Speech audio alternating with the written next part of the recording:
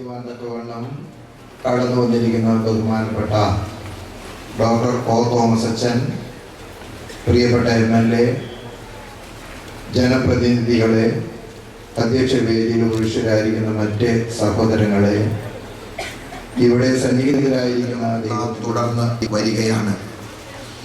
94 വർഷം എന്ന് പറയുമ്പോൾ കണക്ക് കൂട്ടിയാൽ ഇത് ആരംഭിക്കുന്നത് 1917 1917 എന്ന് പറയുന്നത് ഒന്നാം ലോക മഹായുദ്ധം ആരംഭിച്ച് അത് പൂർത്തീകരിച്ചിട്ടില്ല എന്ന ഒരു കാലഘട്ടത്തിലാണ്. 1914 ഒന്നാം ലോക മഹായുദ്ധം ആരംഭിക്കുന്നത്. ലോകം മുഴുവനും നിരാശയുടെയും നിസ്സഹായതയുടെയും ഒരു കാലഘട്ടം, പട്ടിണിയും പരിവട്ടവും ലോകമെങ്ങും വ്യാപിച്ചിരുന്നൊരു കാലഘട്ടം. ലോകമഹായുദ്ധം എന്ന് പറയുമ്പോൾ ലോകരാഷ്ട്രങ്ങൾ തന്നെ പലപ്പോഴും നിസ്സഹായതയിൽ ആരാണ് ഞങ്ങൾക്ക് സംരക്ഷണം നൽകാനുള്ളത് എന്ന് ലോകത്തിൻ്റെ പല രാഷ്ട്ര തലവന്മാരും ഉള്ളിൻ്റെ ഉള്ളിൽ വെന്തുരുകുന്ന സന്ദർഭം. വൻ ശക്തികൾ പോരടിക്കുകയാണ്, യുദ്ധം ആരംഭിക്കുകയാണ്. ലോകത്തിൽ ഒരിടത്ത് യുദ്ധം ഉണ്ടാകുമ്പോൾ അതിൻ്റെ പ്രതിഫലനം ലോകം മുഴുവൻ വ്യാപിക്കുന്നു. ഇന്നും വ്യത്യസ്തമല്ല കാര്യങ്ങൾ. അങ്ങനെ ദൈവത്തിൻ്റെ സഹായത്താൽ അല്ലാതെ, കരുണയാലല്ലാതെ ഭൂമിയിൽ മനുഷ്യന് ജീവിതം എളുപ്പമല്ല എന്ന് സാധാരണക്കാരൻ ചിന്തിക്കുന്നൊരു കാലഘട്ടം. പട്ടിണി, റേഷൻ, വയറ് നിറച്ച് ആഹാരം കഴിക്കാൻ ലഭിക്കാത്ത കാലം. ഒരു നേരമോ അല്ലെങ്കിൽ അരനേരമോ മാത്രം ആഹാരം കഴിച്ച് വയറ് മുറുക്കി ഉടുത്ത് ഇങ്ങനെ വേദനിക്കുകയും വിഷമിക്കുകയും ചെയ്യുന്ന കാലം. ആ കാലഘട്ടത്തിലാണ് ഈ വചന ശുശ്രൂഷ നമ്മുടെ പിതാക്കന്മാരിവിടെ ആരംഭിച്ചിട്ടുള്ളത്. ഒരുപക്ഷെ ഈ ലോകത്തിൻ്റെ മുഴുവൻ ദുരന്തത്തിന് ഇത് ഒരു പരിഹാരമാകും എന്നുള്ള ചിന്തയും ഒരുപക്ഷെ നമ്മുടെ പിതാക്കന്മാർക്ക് ഉണ്ടായിരുന്നിരിക്കണം. 1917 എന്ന് പറയുന്നത് ആ കാലഘട്ടത്തിലും വിശ്വാസത്തിൻ്റെ കോളിളക്കങ്ങൾ, സഭയുടെ നിലനിൽപ്പിൻ്റെ അടിത്തറയ്ക്ക് ആപത്തുണ്ടാകുന്ന വിശ്വാസത്തിൻ്റെ വെല്ലുവിളികൾ നേരിടുന്ന ഒരു കാലമാണ്. അപ്പോൾ ഈ കാലഘട്ടത്തെക്കുറിച്ചൊക്കെ ചിന്തിക്കുമ്പോൾ ദൈവത്തിൻ്റെ വചനത്തിലാണ് നാം പൂർണ്ണമായും ആശ്രയിക്കേണ്ടത് എന്ന് സ്വയം മോഹിച്ചു പോകുന്ന ഒരു കാലഘട്ടത്തിൽ ആരംഭിച്ച ഈ വചന ശുശ്രൂഷ ഇന്നും അത് അനസ്യൂതം, തടസ്സമില്ലാതെ നിലനിർത്തുന്നു. 1917 പ്രശ്നമല്ല 2011 നാം നേരിട്ടുകൊണ്ടിരിക്കുന്നത്. അഭിമന്യ തിരുമേനി പറഞ്ഞു, എവിടെയൊക്കെയോ പാളിച്ച നമ്മുടെ സമൂഹത്തിൽ ഉണ്ടാകുന്നുണ്ട് എന്ന്. കൗൺസിലിംഗ് കൊടുത്തിട്ടും പ്രയോജനമില്ല. ഡൈവോഴ്സിൻ്റെ എണ്ണം കൂടി വരുന്നു. കുട്ടികളിൽ പോലും മദ്യപാനം വർദ്ധിക്കുന്നു. സാധാരണക്കാർ പോലും വളരെ പെട്ടെന്ന് ആത്മഹത്യ ചെയ്യാനായിട്ട് പാഞ്ഞ് ഓടുന്നു. എവിടെയോ ചില സ്പെല്ലിംഗ് മിസ്റ്റേക്ക് ഉണ്ട്. 25 വർഷം മുമ്പ് മേൽപ്പട്ടക്കാരനായി ഈ പരിശുദ്ധ സഭയിലെ ഉയർത്തപ്പെട്ട കാലഘട്ടങ്ങളിലെ കുന്നംകുളം ഭദ്രാസനത്തിൽ ഒരിക്കൽ പോലും ഒരു ഡൈവോഴ്സ്, വിവാഹമോചനത്തിന് ഒരു അപേക്ഷ പോലും ആ വർഷങ്ങളിൽ ഒന്നും ഞാൻ ശുപാർശ ചെയ്തതായിട്ട് ഓർക്കുന്നില്ല.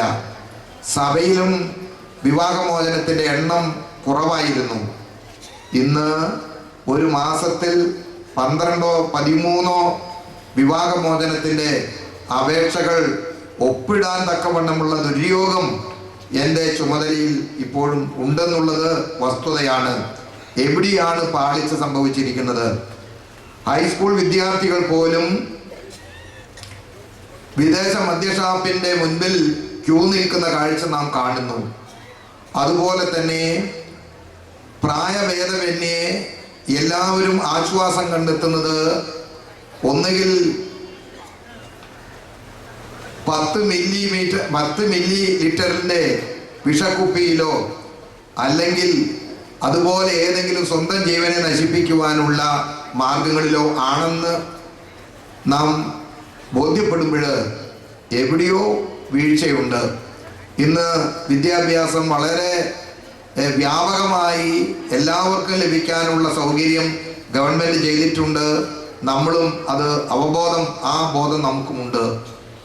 അതുപോലെ തന്നെ ശാസ്ത്ര സാങ്കേതിക IT വിഭാഗങ്ങളിലൊക്കെ വലിയ വിദ്യാഭ്യാസം ലഭിച്ചിട്ടും, അതുപോലെ തന്നെ നമുക്ക് ഒരു 100 വർഷത്തിന് മുൻപുണ്ടായിരുന്ന സാമ്പത്തിക ഭദ്രതയേക്കാൾ ഏറെ ഭദ്രതയൊക്കെ ഉണ്ടായിട്ടും എന്തൊക്കെയോ പാളിച്ചകൾ, എവിടെയൊക്കെയോ വീഴ്ചകൾ നമുക്ക് ഉണ്ടാകുന്നു എന്നുള്ളത് വസ്തുതയാണ്. നമ്മുടെ സ്വാർത്ഥ താല്പര്യം, ഞാനെന്ന ഭാവം എല്ലാ മനുഷ്യനിലും, മനഃശാസ്ത്രജ്ഞനായ ഫ്രോയിഡ് പറയുന്നത് എല്ലാ മനുഷ്യനിലും നമ്മുടെ വ്യക്തിത്വത്തിന്റെ വിശകലനം ചെയ്ത പശ്ചാത്തലത്തില് ഈഗോയുണ്ട്, സൂപ്പർ ഈഗോയുണ്ട്.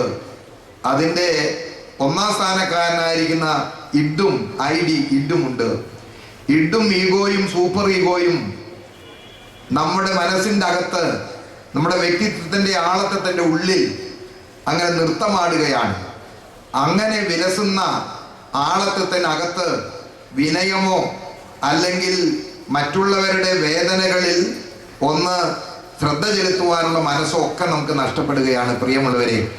അങ്ങനെയുള്ളൊരു കാലഘട്ടത്തിൽ ഈ ദൈവത്തിൻ്റെ വചനത്തിലേക്ക് തന്നെ നമുക്ക് ശ്രദ്ധ തിരിക്കുകയല്ലാതെ മറ്റു വഴികളൊന്നുമില്ല. നമുക്ക് പണം ഉണ്ടാക്കുവാൻ സാധിക്കുമായിരിക്കും, അതുപോലെ തന്നെ ജീവിതം സുഖലോലുപതയിലേക്ക് എത്തിക്കുവാൻ നമുക്ക് സൗകര്യമുണ്ടാകും, അതിനുള്ള വഴികളൊക്കെ നമുക്കറിയാം. പക്ഷേ എന്നാലും നമ്മുടെ മനസ്സ് ശാന്തമല്ല. എവിടെയൊക്കെയോ നമുക്ക് ഇതുപോലുള്ള മനുഷ്യ സമൂഹത്തെ മൃഗലോകം വിലയിരുത്തുമ്പോൾ ഒരുപക്ഷെ മൃഗങ്ങളുടെ ലോകം മനുഷ്യ ലോകത്തെ കുറിച്ച് കഷ്ടം വയ്ക്കുന്നുണ്ടാകണം.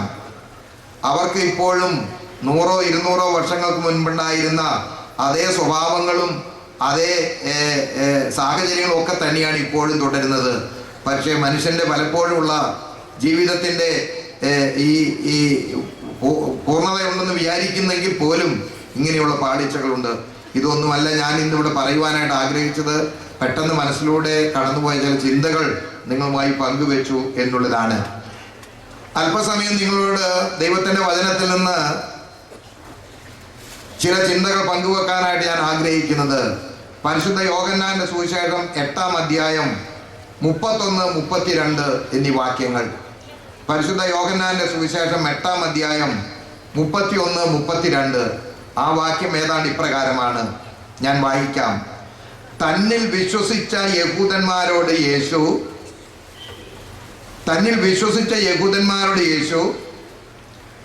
ഇപ്രകാരം പറയുന്നു: എൻ്റെ വചനത്തിൽ നിലനിൽക്കുന്നു എങ്കിൽ നിങ്ങൾ വാസ്തവമായി എൻ്റെ ശിഷ്യന്മാരായി.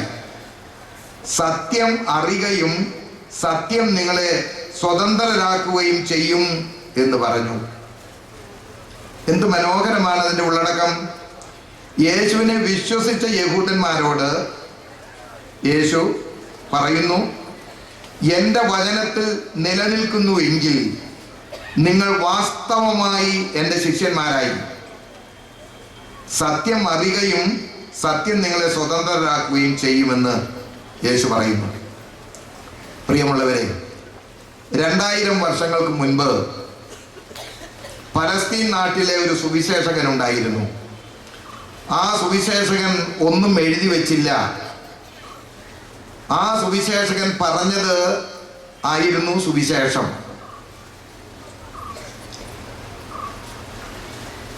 3-3.5 വർഷക്കാലം അദ്ദേഹത്തിൻ്റെ സുവിശേഷീകരണ പ്രക്രിയ നടന്നു. ജനങ്ങളോട് പലതും അദ്ദേഹം സംസാരിച്ചു, പലതും അദ്ദേഹം പ്രവർത്തിച്ചു. ഒന്നും എഴുതി വെച്ചില്ല, ഒന്നും തയ്യാറായി വന്നില്ല. അങ്ങനെ പറഞ്ഞ അനേക കാര്യങ്ങളിൽ നിന്ന് അടർത്തിയെടുക്കപ്പെട്ട ഒരു ആശയമാണ് വിശുദ്ധ യോഹന്നാന്റെ സുവിശേഷം 8-ാം അധ്യായം 31-32 വാക്യങ്ങൾ എന്നുള്ളത്. വേദപുസ്തകം കൃത്യമായി പരിശോധിച്ചാൽ കർത്താവിൻ്റെ അപ്പോസ്തോലന്മാരിലെ 12 പേരുണ്ടായിരുന്നു. 12 പേരിൽ ഏറ്റവും ഇളയവനായിരുന്നു വിശുദ്ധ യോഹന്നാൻ. അദ്ദേഹം ഇവിടെ എഴുതി വെച്ചിട്ടുള്ള വാക്കുകൾ, ആശയങ്ങൾ വളരെ യേശുവിൻ്റെ ആളത്വത്തെ വിശദീകരിക്കുന്ന കാര്യങ്ങളായിരുന്നു. മറ്റു പലരും അത്രയും വ്യാപ്തിയുള്ള, കഴമ്പുള്ള, ആശയസമ്പുഷ്ടമായ ക്രിസ്തുവിൻ്റെ ആളത്വത്തെക്കുറിച്ച് ഇത്രയും വ്യക്തമായി വേദശാസ്ത്രപരമായി ചിത്രീകരിച്ചിട്ടുള്ള ഒരു അപ്പോസ്തോലനുമില്ല. അപ്പോസ്തോലന്മാർക്ക് ശേഷം മറ്റവരെ ആരുമുണ്ടെന്നും എനിക്ക് വിചാരമില്ല. ഞാൻ പറയും, ഏറ്റവും ഒന്നാമത്തെ വേദശാസ്ത്രജ്ഞൻ പരിശുദ്ധ യോഹന്നാൻ ശ്ലീഹായാണ്. പരിശുദ്ധ പൗലൂസ് അപ്പോസ്തോലനാണ് കർത്താവിൻ്റെ സുവിശേഷത്തെ കുറിച്ച് ലോകം മുഴുവനും വ്യാപിപ്പിച്ചത്, സംശയമൊന്നുമില്ല. അദ്ദേഹത്തിൻ്റെ മിഷണറി യാത്രകളും അദ്ദേഹത്തിൻ്റെ പാണ്ഡിത്യവും അദ്ദേഹത്തിൻ്റെ അനുഭവങ്ങളും. പക്ഷേ പരിശുദ്ധ പൗലൂസ് അപ്പോസ്തോലനും പരിശുദ്ധ യോഹന്നാൻ ശ്ലീഹായും തമ്മിലുള്ള വ്യത്യാസം എനിക്ക് തോന്നുന്നത്, പരിശുദ്ധ പൗലൂസ് അപ്പോസ്തോലൻ യേശുവിനെ നേരിൽ കണ്ടിട്ടില്ല.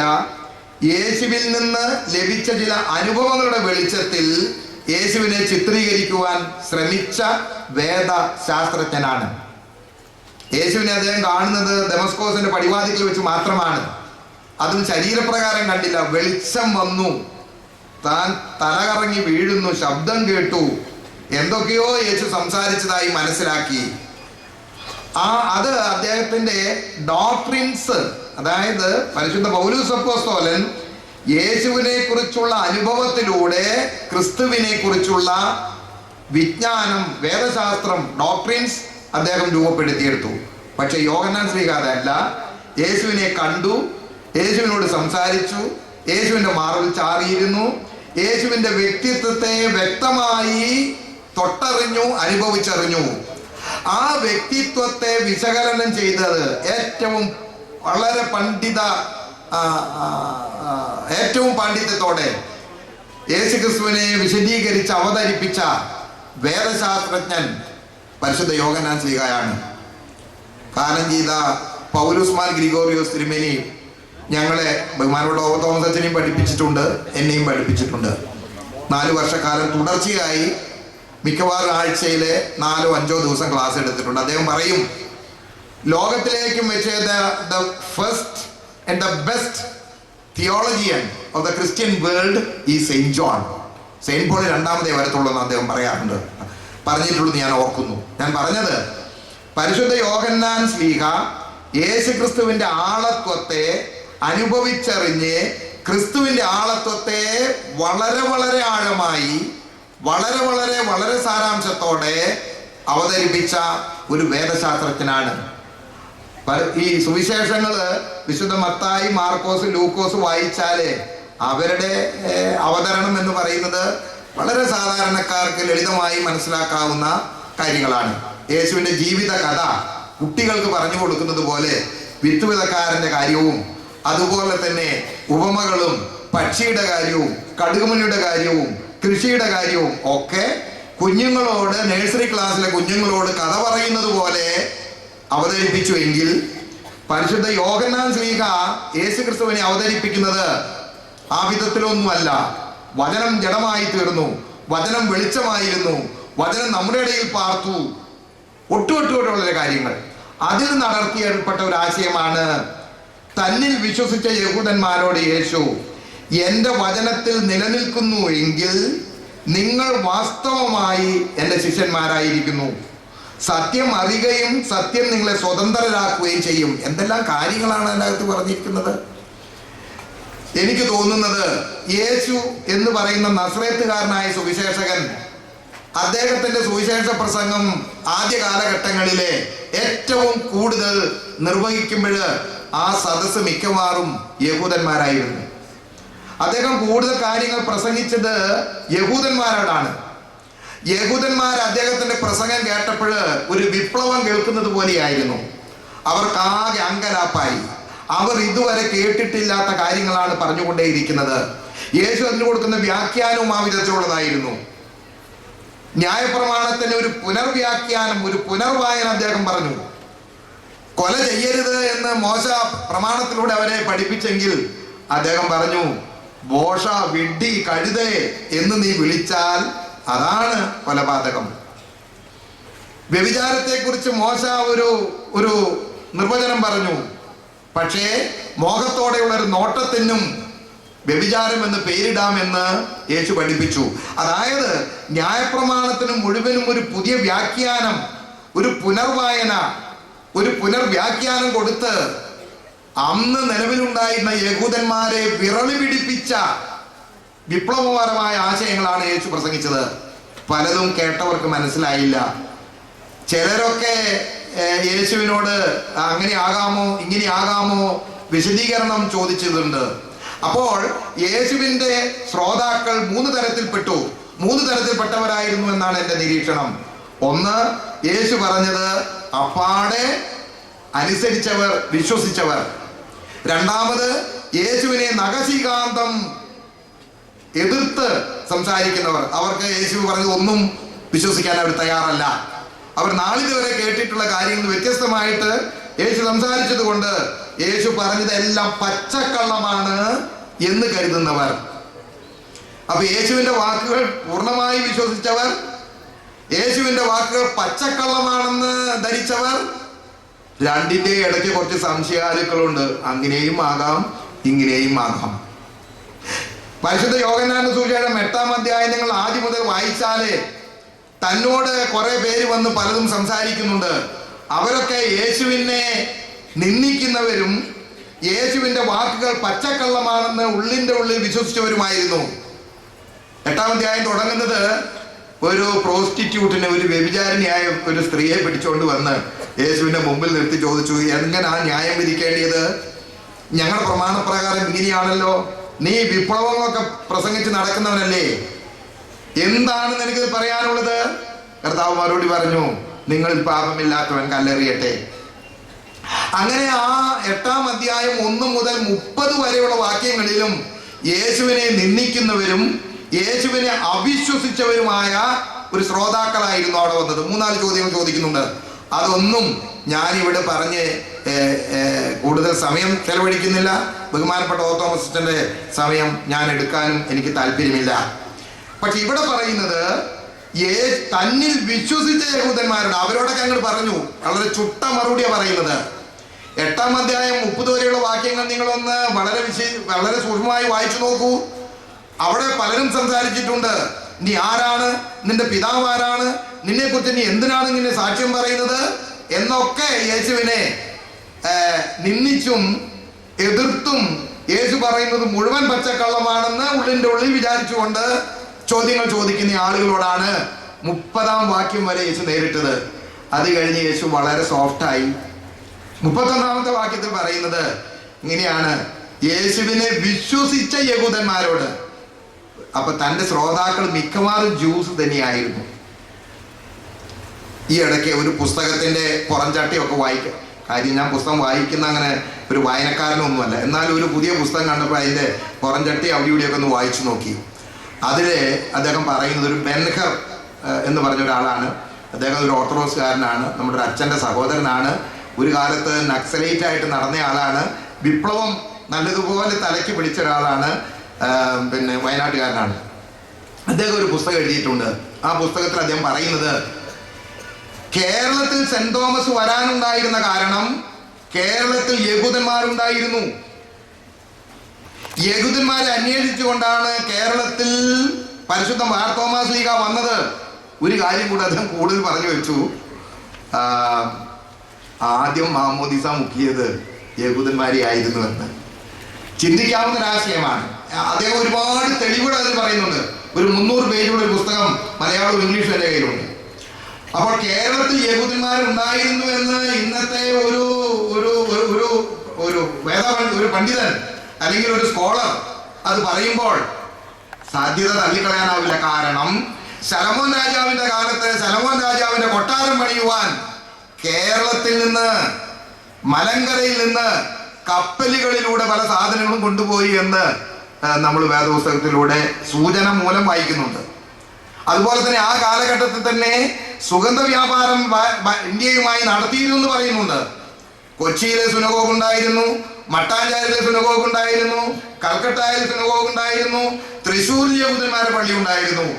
അങ്ങനെയുള്ള ഒരു ചരിത്രം നമുക്കുണ്ട് എങ്കിൽ പരിശുദ്ധ മാർത്തോമാ ശ്ലീഹ യഹൂദന്മാരെ അന്വേഷിച്ചാണ് മലങ്കരയിലേക്ക് വന്നത് എന്ന് ഇന്നത്തെ ഒരു ബുദ്ധിരാക്ഷസൻ പറയുന്നുവെങ്കിൽ ശരിയോ തെറ്റോ നമുക്ക് അറിയാൻ പാടില്ല. ഞാൻ പറഞ്ഞത് യേശുവിന്റെ പ്രധാന ശ്രോതാക്കൾ യഹൂദന്മാരായിരിക്കണമെന്ന് യേശു ആഗ്രഹിച്ചു. ഒറ്റപ്പെട്ട വിധത്തിൽ മറ്റുള്ളവരൊക്കെ വന്നിട്ടുണ്ട്, പക്ഷെ എല്ലാവരെയും ക്രിസ്തു ഉൾക്കൊണ്ടു എന്നുള്ള സത്യമാണ്. പിന്നെ പരിശുദ്ധ പൗലോസ് അപ്പോസ്തലനാണ് കുറെ കൂടെ കാര്യങ്ങളെല്ലാം എല്ലാവർക്കും ഇത് ഉണ്ട് എന്ന് പറഞ്ഞത്. അപ്പൊ എല്ലാവരെയും ഇതിലോട്ട് ചേർക്കാവോ എന്ന സംശയം വന്നപ്പോഴാണ് പരിശുദ്ധ പത്രോസ് ശ്ലീഹായ്ക്ക് ഒരു ദർശനം ഉണ്ടാകുന്നത്. സ്വർഗത്തിൽ നിന്നൊരു തുപ്പെട്ടി ഇറങ്ങി വന്ന് അതിലെ മൃഗങ്ങൾ, അതിലെ നാൽക്കാലികളെ, അതിലെ എല്ലാ ഇടജാതികളും ഒക്കെ ഉണ്ടായിരുന്നു.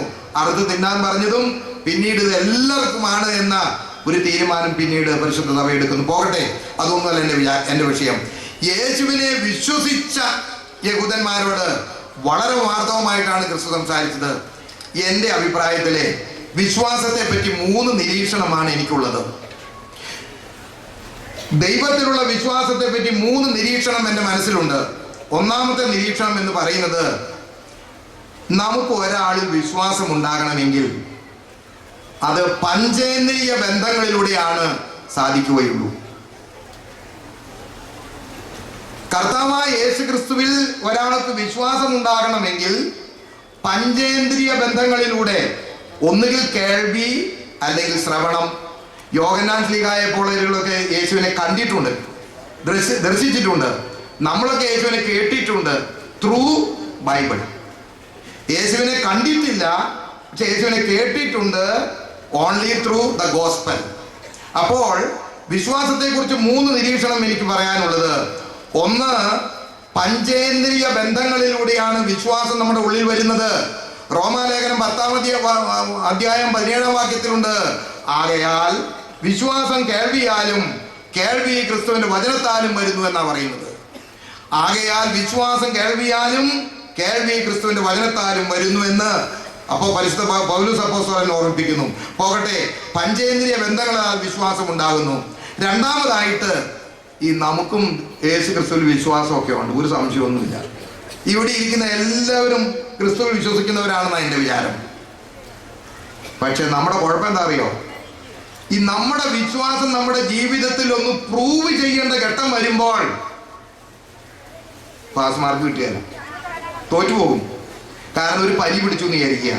ഒരു പനി പിടിച്ചാൽ നമ്മൾ ഉടനെ തന്നെ ഒരു ഡോക്ടറെ അടുത്ത് ഓടും, ഒരു ഡോസ് മെഡിസിൻ തരും, പക്ഷെ പനി മാറുന്നില്ല, അങ്കലാപ്പായി. രണ്ടാമത്തെ ഡോസ് തന്നു, അങ്കലാപ്പായി. പിന്നെ നേരെ പുതുപ്പള്ളി പോയി ഒന്ന് പ്രാർത്ഥിച്ചു, നേർച്ചയിട്ടു, അങ്കലാപ്പായി. ഞാൻ പറഞ്ഞത്, വിശ്വാസം ഒന്ന് തെളിയിക്കപ്പെടേണ്ട ഘട്ടം വന്നാൽ കഴിഞ്ഞു. പലരുടെയും വിശ്വാസത്തിന്റെ ശക്തി പോയി. എന്നാൽ വിശ്വാസം സ്വന്തം ജീവിതത്തിൽ തെളിയിക്കപ്പെട്ടിട്ടുള്ളവരാണ് യഥാർത്ഥ വിശ്വാസത്തിന്റെ ഉടമസ്ഥന്മാർ. അതാണ് കന്യകമറിയാമിൽ നമ്മൾ കണ്ടത്, അതാണ് പഴയ നിയമത്തിലെ എബ്രഹാം പിതാവിൽ നമ്മൾ കണ്ടത്, അതാണ് അപ്പോസ്തലന്മാരിൽ കണ്ടത്, അതാണ് എല്ലാ രക്തസാക്ഷികളിലും കണ്ടത്. ക്രിസ്തുവിൽ നീ വിശ്വസിക്കുന്നുവെങ്കിൽ നിന്നെ തൂക്കിക്കൊല്ലും. അതാണ് അഗ്നിച്ചൂളയിൽ എറിഞ്ഞ 3 ബാലന്മാരും നമ്മൾ കണ്ടത്.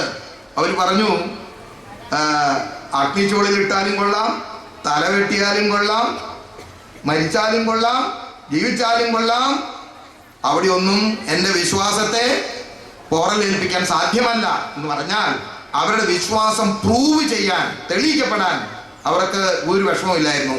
നമുക്ക് അവിടെ വരുമ്പോൾ നമ്മളാകെ നാണം കെടും. നമ്മളൊന്നും ചെയ്യത്തുമില്ല, നമ്മൾ അവസാനം വിശ്വാസവും ഇല്ല, അല്ലെങ്കിൽ വിശ്വാസത്തിൽ നിന്ന് വ്യതിചലിച്ച് നിരാശപ്പെട്ട് ദുഃഖിതരായി നമ്മൾ ഇരിക്കും. അപ്പൊ അതുകൊണ്ട് വിശ്വാസത്തെ കുറിച്ച് 3 നിരീക്ഷണം. ഒന്ന്, പഞ്ചേന്ദ്രിയ ബന്ധങ്ങളല്ലാതെ ഉണ്ടാകുന്നു. 2, വിശ്വാസം തെളിയിക്കുവാനുള്ള ബാധ്യത നമുക്കുണ്ട്. കർത്താവായ യേശു ക്രിസ്തുവിൽ എനിക്ക് വിശ്വാസമുണ്ട്, അത് തെളിയിക്കാനുള്ള ബാധ്യത എനിക്കുണ്ട്. ആ ബാധ്യത പലപ്പോഴും നിറവേറ്റുന്നില്ലേ നമുക്ക് സാധിക്കാറില്ല. നിങ്ങൾ ഒറീസയിലെ ഒരു ഗ്ലാഡ്സ്റ്റണോ ഏതോ ഒരു മിഷണറി ഇല്ലേ, വേറെ എനിക്കതിൽ പിടിയില്ല, അവരുടെ ഭർത്താവ് 3 കുട്ടികളെയും 2 കുട്ടികളെയും ചുട്ടരിച്ചു വന്നു. അവർ പറഞ്ഞു അപ്പൊ അവർ പറഞ്ഞു, എൻ്റെ ഭർത്താവിനെയും 2 കുട്ടികളെയും അവർ ചുട്ടരിച്ചു കൊന്നു, പക്ഷെ എനിക്ക് അവരുടെ പകയില്ല, അവരിനി ശിക്ഷിക്കരുത്.